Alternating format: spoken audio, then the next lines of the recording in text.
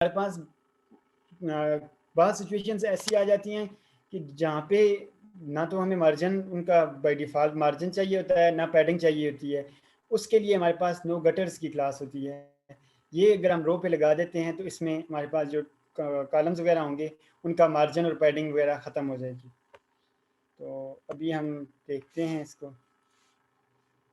पहले देखते हैं कि यहाँ पे क्या है। अच्छा, एक डिव बनी हुई है और ये चीज़ें बनी हुई हैं। ठीक है, इसको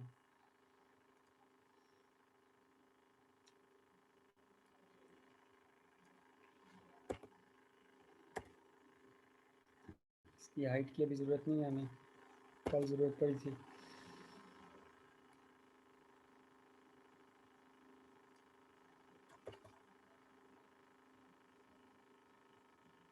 ये कंटेनर की और ये इसकी डिव क्लोज की।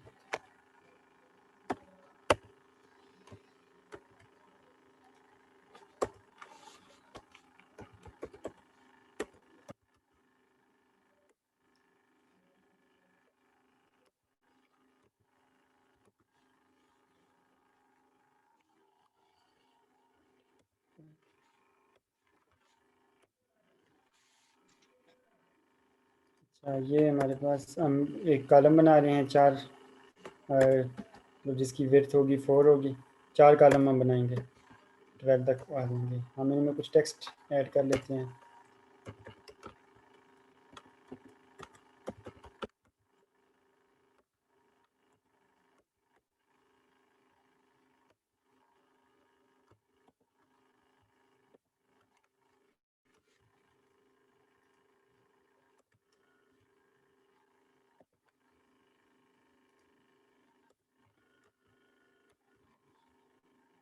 अभी हम कॉलम को एक क्लास भी दे देते हैं कलर की, रेड।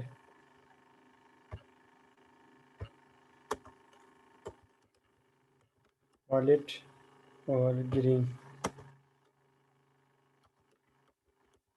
3 कलर की क्लासेस दे दी। अभी देखते हैं आउटपुट हमारे पास क्या आ रहा है।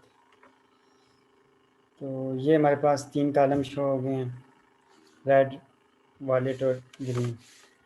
अभी हमने क्या करना है, जो पढ़ रहे थे वो क्या है, नो गटर्स की क्लास लगाएंगे तो क्या इन पे इफेक्ट पड़ेगा। किधर लगानी है हमने, रो में। नो नो गटर्स, ब्राउज़र में जाते हैं, देखते हैं। अभी आप देख लें कि ये इस तरह डिस्प्ले हो रहा है। अगर नो गटर्स हम लगाएंगे तो ये देखें कि इसने मीन के ये तो आपने देखा होगा लेफ़्ट साइड पे जो मार्जिन पैडिंग वगैरह थी वो भी इसने ख़त्म कर दी है। इधर से राइट साइड पे कुछ है, टॉप पे या बॉटम पे कुछ है, लेकिन ये हमारे पास पूरी रो में के दरमियान मीन के इसकी रो की अपनी जो हमारे पास पैडिंग थी वो भी इसने क्या कर दी है, ख़त्म कर दी है। ये नो गटर्स की क्लास मार्जिन पैडिंग को ख़त्म करने के लिए इस्तेमाल होती है। इसका असल ज़र्फ ये है। नेक्स्ट हमारे पास पैडिंग और मार्जिन जब हम एक्स एक्सिस पे लगाते हैं, वाई एक्सिस पे लगाते हैं, उसके लिए ब्रेक पॉइंट्स कौन कौन से यूज़ करते हैं, तो वो शायद मेरे ख्याल में ये रिपीट हो रही है क्लास स्लाइड। कल भी हमने डिस्कस कर लिया था, तो अभी भी तो जब हम पैडिंग वाई एक्सिस पे लगाते हैं तो डैश, उसके बाद आप लिखते हैं स्क्रीन साइज़ लिख देते हैं। तो नेक्स्ट हमारे पास बैकग्राउंड कलर की क्लासेस होती हैं, क्योंकि जब हमें फॉर एग्जांपल आपने बूटस्ट्रैप में जब भी आप काम कर रहे होंगे तो आपको ये कलर नज़र आएंगे। इसके टोटल जो कलर्स हैं इसकी इस टेम्पलेट के, बूटस्ट्रैप के टेम्पलेट के, वो ये कलर्स होते हैं। आप अपने कलर्स भी इस्तेमाल कर सकते हैं, लेकिन इसके अगर कलर इस्तेमाल करेंगे तो वो ये कलर इस्तेमाल करेंगे। अभी आपको सिर्फ़ और सिर्फ याद रखने की जो चीज़ें होती हैं कि प्राइमरी का कलर क्या होता है, सेकेंडरी का सक्सेस का, डेंजर का, वार्निंग का, इन्फो का, लाइट या डार्क या वाइट या ट्रांसपेरेंट क्या होता है, ये तो चलें इनकी ज़रूरत नहीं है, इन्फो या डार्क का। तो प्राइमरी, ये प्राइमरी हमें बहुत जगहों पे इस्तेमाल होगा। बटन हम बनाएंगे प्राइमरी, बैकग्राउंड कलर प्राइमरी लगाएंगे, बैकग्राउंड मीन प्राइमरी लगाएंगे, मुख्तलिफ तरह के हम लगा सकते हैं। इसी तरह सेकेंडरी है, सेकेंडरी भी इसी तरह हम इस्तेमाल करते हैं। Word primary, secondary, success, danger, info, dark, ये आपको आपके जहन में होना चाहिए बस। और जो है उसमें उसके साथ बैकग्राउंड लगता है, उसके साथ बटन लगता है, वो चीज़ें बाद में है। तो अभी हम बैकग्राउंड के लिए पढ़ रहे हैं, तो बैकग्राउंड अगर फॉर एग्जांपल हमने प्राइमरी लगाना है तो यहाँ पे मैंने रेड लगाया था, तो रेड की जगह पे बीजी प्राइमरी, यहाँ पे सेकेंडरी लगा देते हैं।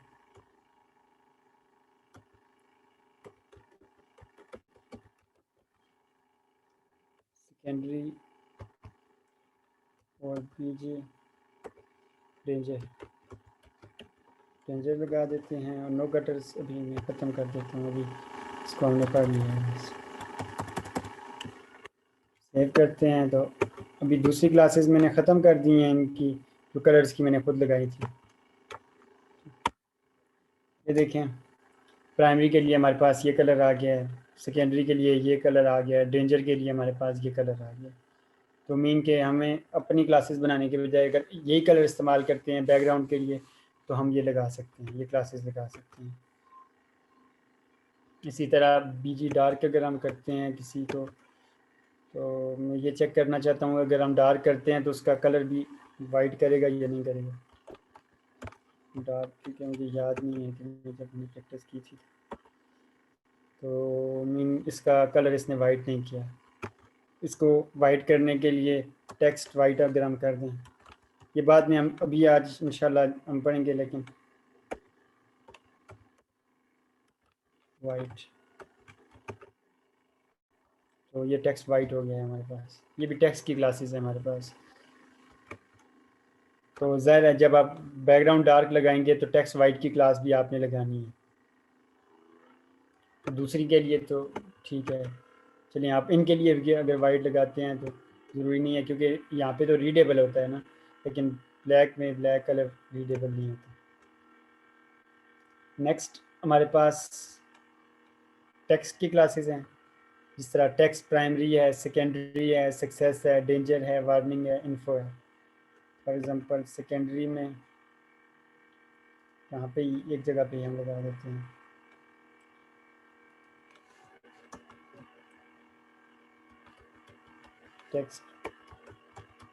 टेक्स्ट डेंजर की मैं क्लास लगाता हूँ, इसका टेक्स्ट रेड हमारे पास आ जाएगा।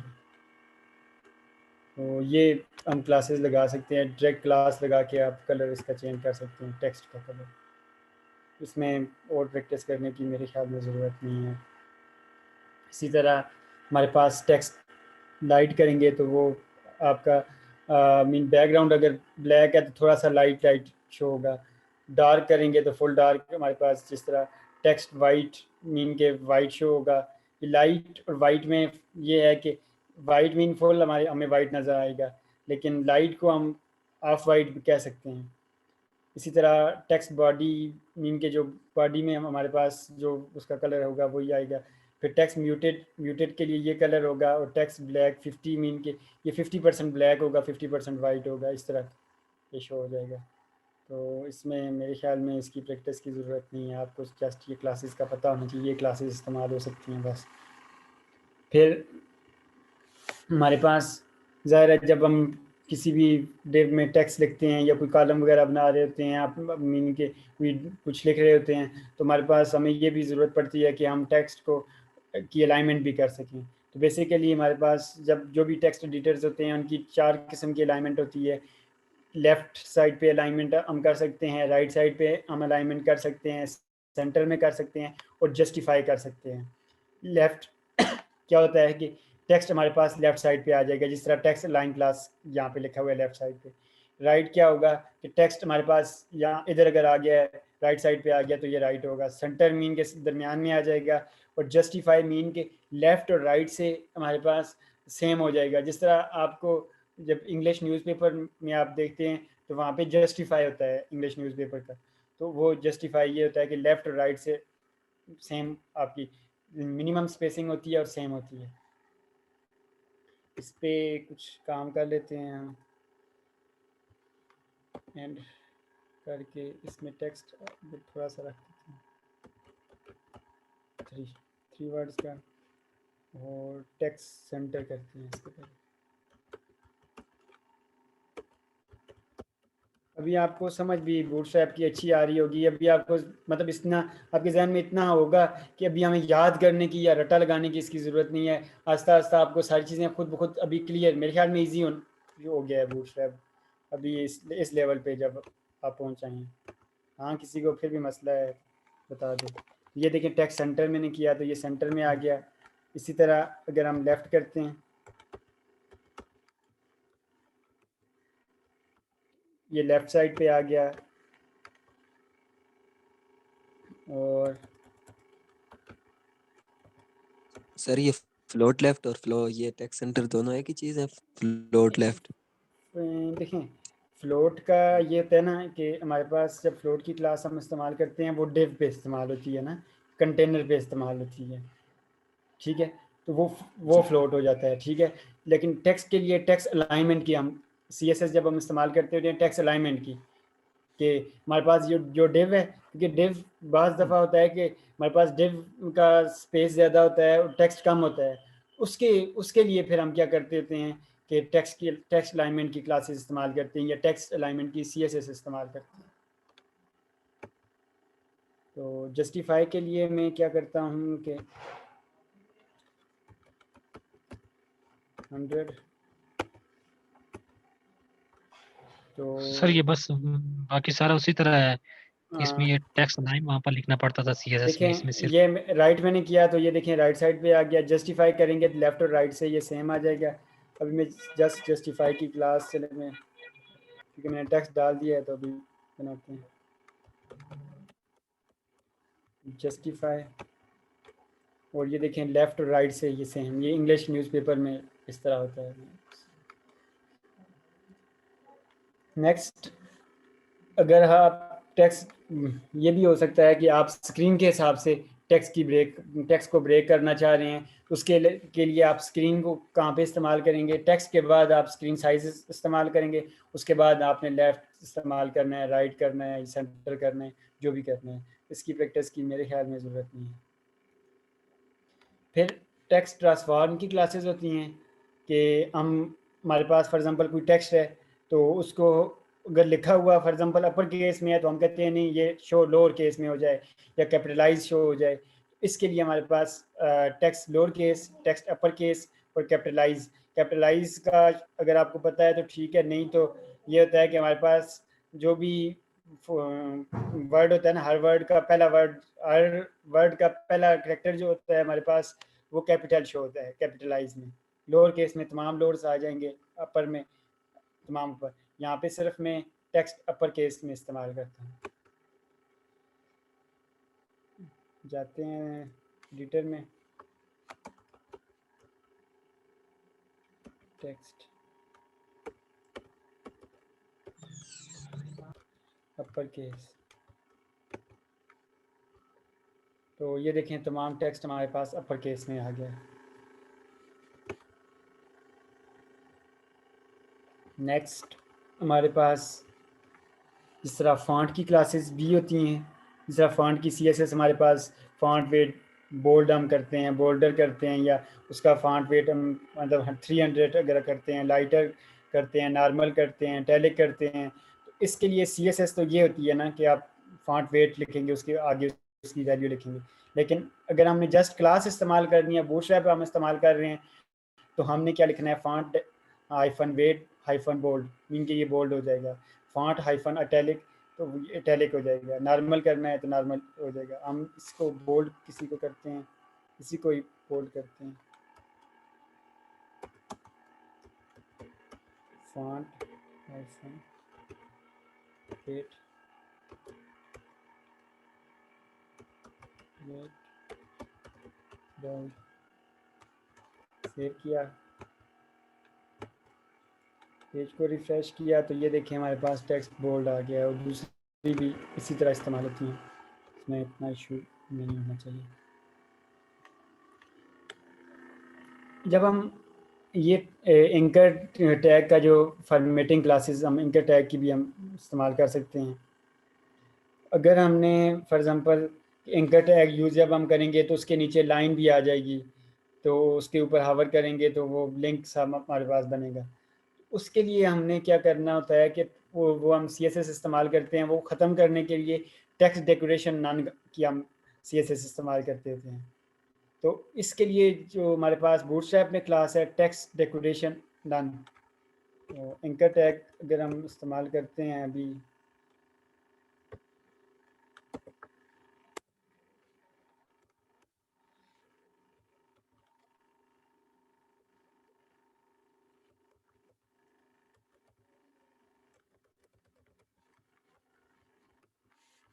बाय डिफ़ॉल्ट ये देखिए हमारे पास एंकर टैग आ गया है, सेव नहीं किया ये तो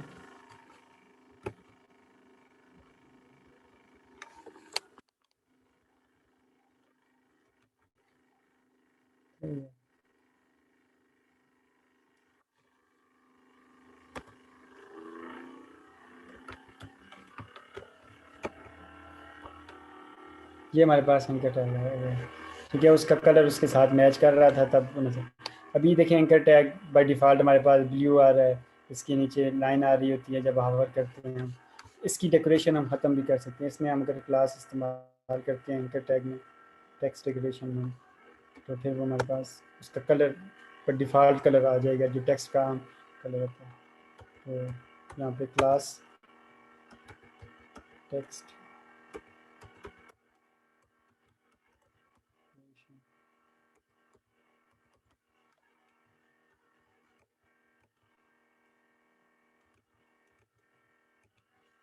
यहाँ पे देखें हमने यूज़ किया तो टेक्स्ट डेकोरेशन कलर इसका वही आ गया है, लेकिन उसके नीचे लाइन नहीं आई है हमारे पास। कलर तो वो इंकर का है, लेकिन इस पर हम जब क्लिक कर रहे हैं तो इसके नीचे लाइन आती है, अंडरस्कोर आता है, तो वो हमारे पास नहीं है। ये इसके लिए हम क्लास टेक्स्ट डेकोरेशन की क्लास हम इधर इस्तेमाल कर सकते हैं। नेक्स्ट हमारे पास जब भी हम टेक्स्ट लिखते हैं तो डिव के हिसाब से टेक्स्ट आता है, जैसे ही डिव ख़त्म होती है तो हमारे पास टेक्स्ट वहाँ से ख़त्म हो जाता है। तो लेकिन अगर हम कहते हैं कि वो मतलब टेक्स्ट रैप की डिफ़ॉल्ट प्रॉपर्टी हमारे पास डिव में इस्तेमाल की होती है। अगर हम चाहते हैं कि नहीं डिव ख़त्म हो जाए तब भी उससे बाहर बेशक चला जाए लेकिन टेक्स्ट हमारा मीन ब्रेक ना हो, उसके लिए हम क्या करते हैं टेक्स्ट नो रैप इस्तेमाल कर देते हैं। मीन के वो फिर आगे तक जाएगा, पूरा सेंटेंस कंप्लीट हो जाएगा या पूरा पैराग्राफ है अगर हमने लिखा है वो हो जाएगा। इसी तरह बाज़ दफ़ा आपको ये होता है कि रीड मोर का मोर के लिए लिखा होता है, थोड़ा सा टेक्स्ट लिखा होता है, आगे डॉट डॉट होते हैं, आगे बटन बना होता है रीड मोर। वो चीज़ अप्लाई करने के लिए हम क्या करते हैं टेक्स्ट ट्रंकेट की क्लास लगाते हैं उसके ऊपर, तो थोड़ा सा टेक्स्ट हमें नज़र आ रहा होता है, उसके आगे डॉट डॉट ऑटोमेटिकली आ जाते हैं, ना कि हमें खुद फिर डॉट डॉट लिखने पड़ते हैं। तो खुद ब खुद आ जाते हैं, उस पर आप क्लिक करके तो हम जब हम बटन हम लगाते हैं बटन पे क्लिक के इवेंट पे हम लगा देते हैं टेक्स्ट ट्रंकेट की प्रॉपर्टी हम ख़त्म कर देते हैं तो टेक्स्ट हमारे पास फुल आ जाता है। तो ये अगर आपने कहा तो ये मैं अप्लाई भी कर लूँगा, लेकिन अभी ये वाला अप्लाई करते हैं। कौन सा अच्छा, इसके लिए हम टेक्स्ट इग्नोर है टेक्स्ट इग्नोर ऐप की क्लास मैंने यूज़ की। ब्राउज़र में जाता हूँ तो ये देखें एक लाइन हमारे पास, क्योंकि ये आगे डिव थी आपने देखा होगा, तो ये डिव अगर हमारे पास ना होती, ये वाली डिव ना होती तो इसके क्योंकि इसका ये है ना कि ये नीचे है टेक्स्ट, इस ये पहले था तो ये नीचे शो हो रही है, तब हमारे पास उसके नीचे शो हो रही है। तो ये देखें इसके बाहर आ गया हमारे पास टेक्स्ट। तो इसके बाद हमारे पास टेक्स्ट ट्रंकेट है। टेक्स्ट ट्रंकेट हम उस वक्त इस्तेमाल कर सकते हैं जब हमें कोई मखसूस हम उसको हाइट देते हैं। स्टाइल हाइट 100 पिक्सल मैंने हाइट दे दी, और यहाँ पे हम क्लास इस्तेमाल करते हैं टेक्स्ट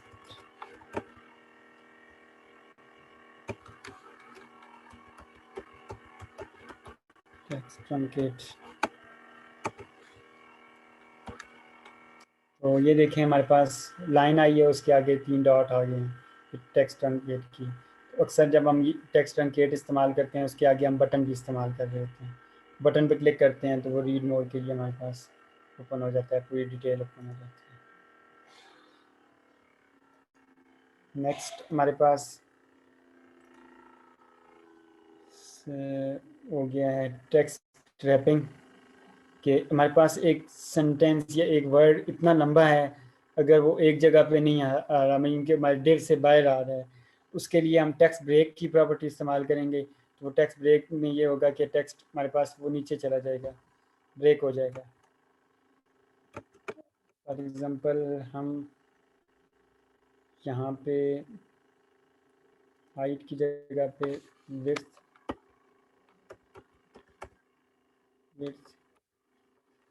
दे दें, और यहाँ पे ये कॉलम हमने, क्योंकि कॉलम की बाय डिफ़ॉल्ट विड्थ वगैरह होती है, ये हमने ख़त्म कर दिया है। विड्थ मैंने 100 पिक्सल कर दी है। तो अभी पहले देखते हैं, फिर सेंटेंस हम बड़ा बाद में। ये हमारे पास टेक्स्ट आया हुआ है, प्रॉपर्टी ऊपर लगी हुई है टेक्स्ट ट्रंकेट। अभी हम ये करना चाहते हैं कि ये वाली तो ख़त्म करते हैं टेक्स्ट ट्रंकेट की प्रॉपर्टी, और हम तो ये इस तरह का हमारे पास ये एक एक वर्ड था, तो इस तरह हमारे पास ये पूरी डिव आ गई है। लेकिन हम एक पहला फर्स्ट वर्ड हम उसकी वेट्स ज़्यादा कर देते हैं।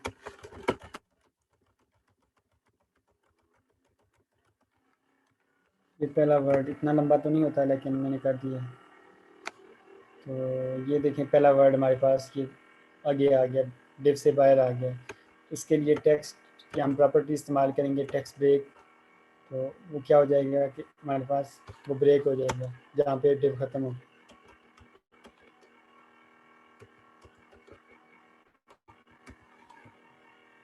टेक्स्ट ब्रेक, और ये हमारे पास उसने